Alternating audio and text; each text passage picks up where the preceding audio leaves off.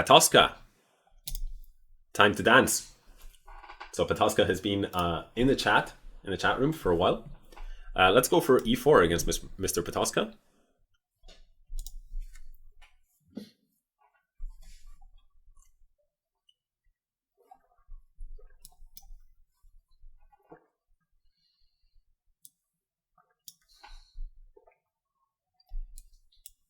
And he goes for Petrov. He wants... usually what happens is, in a Petrov, you take this pawn, and then black kicks out your knight, and then grabs the pawn back. So it's an eye for an eye. White is considered to be slightly better, because of course he has the move, but it's so symmetrical, and it's trying to mirror your opponent. If you want to play drawish variations, just try and mirror your opponent a lot of the time. The problem... however, is that black now has played knight c6. So after this, he asks me, do I dare take the knight? The answer is absolutely yes, why not? And let's now just try and support our extra pawn. I believe, objectively speaking, this play is not correct, but he's saying, do I dare? So I suppose, I'm guessing, that this is a system that he has some experience with. And in that respect, he has an advantage over me because... I don't know what there's no theory to this gambit. But in my view, it's not worth playing a gambit if it's not correct, just to take your opponents out of theory. Now, sometimes that blows up in my face and I could get crushed. And I have been crushed by dubious gambits more times than I care to remember. But the question isn't, does it always work out? It's a bit like in poker, right? Do you play... there are certain situations where maybe you shouldn't bluff, but that doesn't mean that your bluff is always going to get called. Sometimes your bluff might work out, but your overall strategy might not be the most correct strategy. Sometimes in chess, in poker, it's super hard to judge when is it right and when is it wrong. And sometimes in chess, it can also be hard to judge. But one thing that some people don't know about, so I'll throw it out there, is you can actually download all of your games online, and with a program like, say, Chessbase, you can make a book out of them. Meaning you select all of your games, and you can actually see by the different openings that you played, you can see what your scores were, what your results were. So, for example, I can do this, and I can check that with the Caro-Kann, or let's say against 1d4 in Bullet, the opening I get the best result with is the Grunfeld. And then, if I have some gambit lines, I can check those gambit lines, and I can see what my statistics are. So if you play enough online, and most people, they play a lot online because they play fast games, like myself, you can actually see, how am I doing with this? And you can take the subjectivity, take the guessing out of it. So that's a little idea that I like to suggest to people who have, some kind of program that allows them to create this book.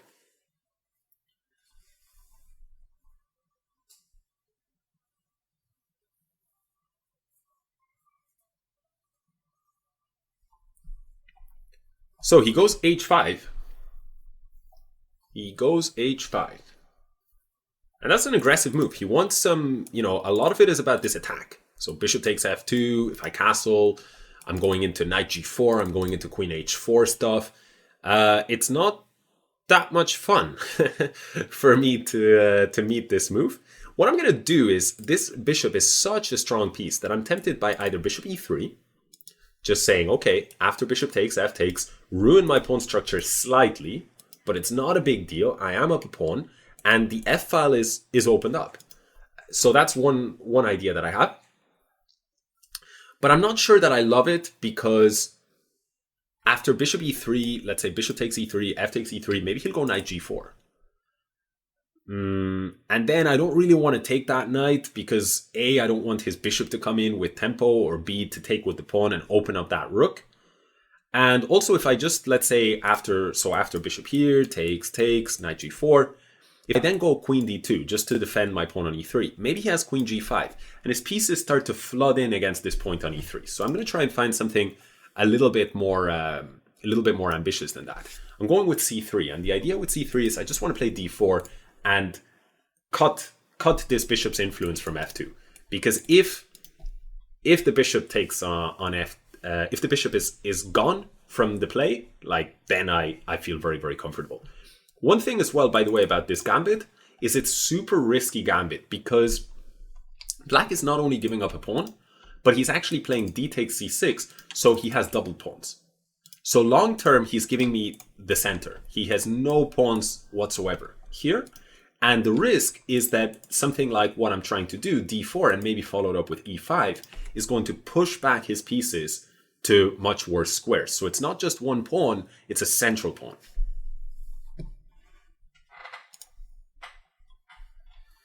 So he goes bishop g4. I'm going to go ahead and go d4. I'm not worried about this pawn hanging on e4 because he has to take care of the bishop. I'm also not worried about this exchange. I'm very happy if a couple of pieces come off the board. And my next question is, what will I do next? Once he moves his bishop, I'm not worried about bishop on b6 because then the bishop is out of play. But I'm also, certainly, I'd be really happy if he puts it on d6. I'd have a fork here on e5. And if he goes on to e7, I think that's also a passive square. So I think no matter where he goes, there could be some problems. However, I just realized I missed the tactical possibility. He can take this pawn. When if I take here, he can take queen takes d1, bishop takes d1, bishop takes d1, king takes d1, knight takes f2 with check and picking up this rook. So there is a tactical possibility like that. However, after knight takes e4, I think I can go bishop takes g4, h takes g4, and queen e2. And then his knight on e4, I'm threatening to take it with check, and I'm still have my threat against the bishop. So I don't see how he solves both of these problems. So now I pass the question on to Patoska. Does he dare to take the pawn? Just like he said to me earlier, do I dare to take the dare to take his pawn? Now my question on to you, Patoska.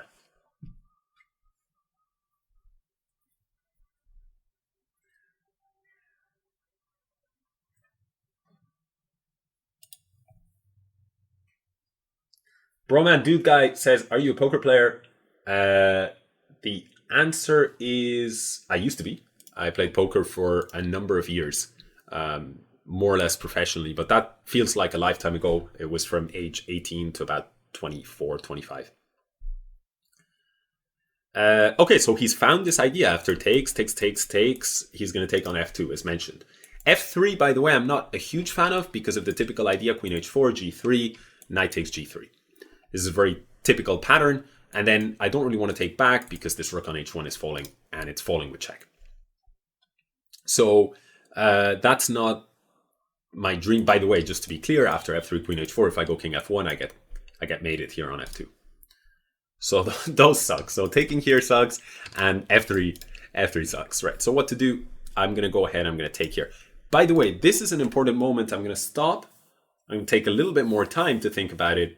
These kind of moments are what I would call like a critical moment, because if I get this right, then I could end up a piece, and then the rest of the game should be just a matter of converting, a matter of, as the pros say, a matter of technique.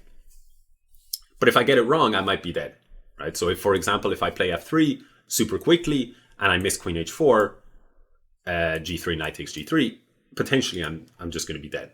So good practice to spend time here. Do not rush these decisions. So let me try and do that. Bishop takes, pawn takes, queen e2 is the candidate move that I like. If he castles, I cannot take the knight because he'll have his rook on f8 then, and he'll go rook e8, and my queen will be here and my king will be here. But I can take this guy, and I don't see any problems with that. If he does anything else, I'm just going to take the knight with check, and because it's with a check, I should be able to escape the king-queen problems. So let me take. I should also have pointed out he has some intermezzo moves like queen h4, but those do not worry me because I can do things like g3 or queen e2. Here I also have the option of taking this pawn, but I'm not as big of a fan of this because, you know, after something like queen e7, there are discovered threats. So I may not have time to take this piece. So I want to go queen e2, hitting the knight on e4 and hitting the bishop. So great choice from Patoska to play this particular variation because, you know, he had some problems, and with this he creates lots of room for me to go wrong. So whether it was the queen h4 line or the queen takes and knight takes f2 stuff, or now queen takes e4, rook e8. So lots of possibilities for me to go completely wrong. I hope I haven't gone wrong, but you know, sometimes in chess, again, to go back to poker, there's a sort of a probabilistic way of approaching chess, which is to say, if I create one problem, one tactical problem, maybe there's a 1 in 10 shot that my opponent will miss it. But if I create 20 tactical problems, right, what are the odds that I'm not gonna I don't want to embarrass myself with the odds there, but calculating it, but I'm sure somebody can give me the exact answer. But let's say that it was just for 2, it would be like a 20% chance, right? So I'm gonna go bishop e3 here. How can I see my previous game, says Ash Ketchum, who was the Calthon. You click into your profile, like here, profile, and then from there you can find a tab that says games. So I'm going bishop e3 just to prevent problems with here. I could castle, but if I castle, then things like knight takes c3 or knight g3 might have been a little bit annoying. So bishop e3 just seems very safe.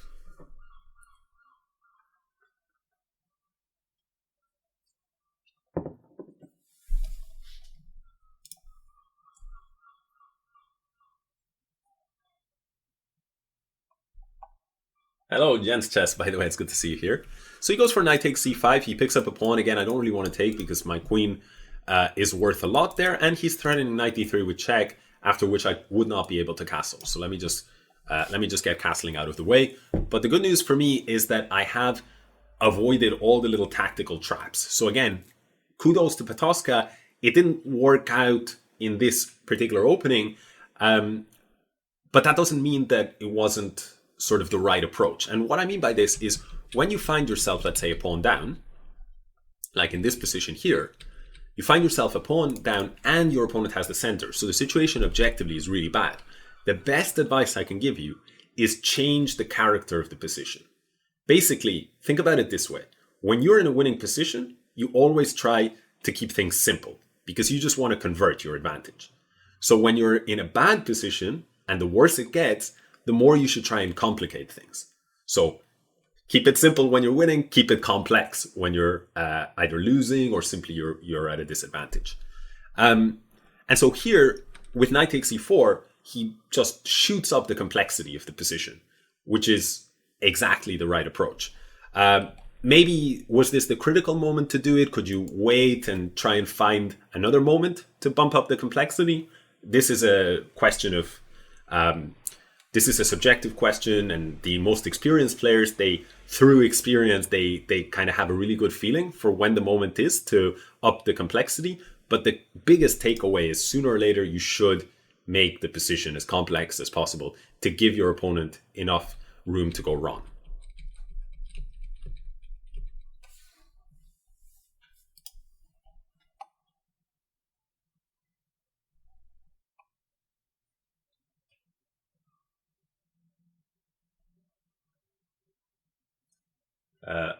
Legendary mate trick. So okay, so hold on a second. Just have a move here. G3 again. Nice idea. He's probably going to be losing the pawn, so he plays a move to try to complicate things for me. Like f takes G3. This bishop is hanging. Maybe I'll go queen E7, and then I might actually drop the piece. So again, that's great. In this case, I'm hoping that my move sidesteps any trick, that I'm not missing any trick. But that's no reason to regret the move. It's actually maybe a smart idea from like a setting practical problems perspective. So Legendary Matrix says, hello, didn't know you were on Twitch. So not sure what you mean by that. You mean that Chessfactor didn't have it? You didn't know Chessfactor had a Twitch channel, or me specifically?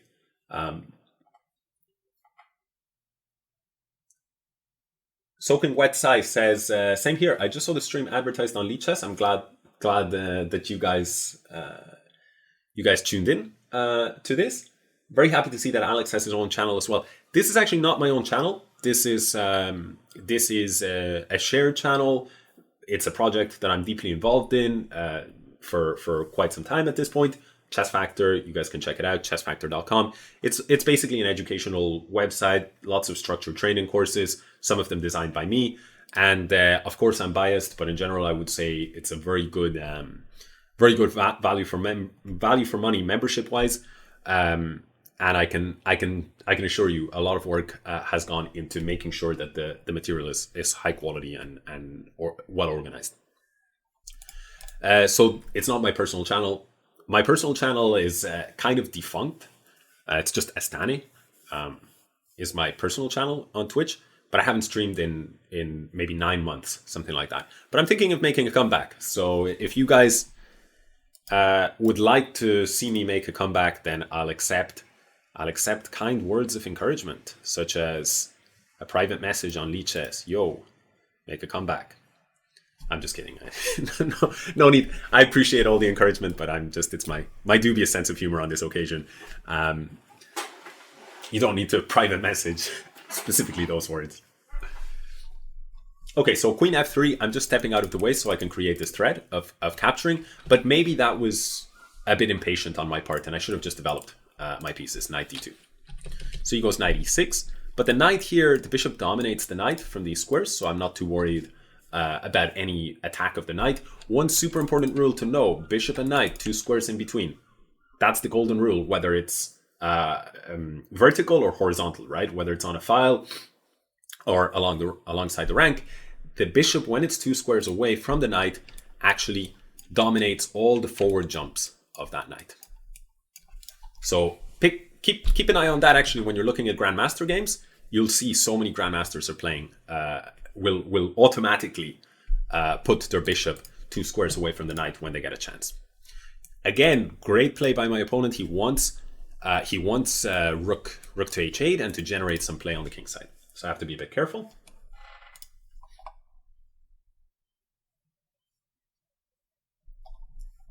And we will go rook to d1. And thankfully, queen h4 is not going to happen because my pawn is covered there. And, you know, he has ideas like this to try and checkmate me. But there is a fine line between ambition and between optimism and overconfidence, right? And here, the problem with queen g8 is it's a little bit too slow, and white gets there first. Queen f6 check, and then I can bring in the rook, and you know, it's just too difficult for black to get his attack in on time. He goes queen e7, but from there I'm not at all worried, so I can bring my rook in. One idea, by the way, I really want to step that queen onto f6, and I even briefly considered maybe some rook d7 idea. Queen takes, queen f6.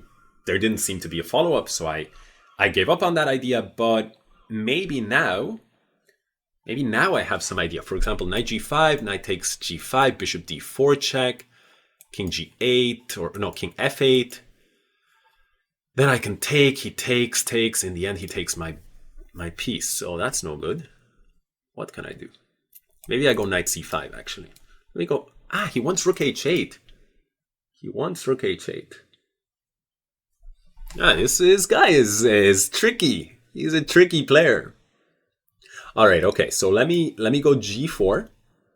This is more than I wanted to give in terms of counterplay. To have to defend in this way feels a bit too much, but the clock situation I just have to take care of. Rook h1. The whole idea of this g4, g3 is just so that I can actually give my queen for the 2 rooks. 2 rooks are usually worth a little bit more than queen, but not a huge amount more. But that's sort of why I was going along this path. Now I'm very tempted by a move like g5. Just lock down the position, and now I'm gonna be cruel. I'm gonna exchange the queens. I'm hitting this rook. Now there is no rook h1 because I do have king g2 and then king f3 if he keeps on checking. And he could exchange these rooks, but I'm perfectly happy with that. The knight is still dominated. I'm gonna go king to f3. My king is safe there. There are no lines of attack, and now his rook is under fire. He takes here on g5, but I can take. His rook is still under fire. He goes to protect that He goes to deal with the rook, but it's too much material at this point. It's 2 pieces.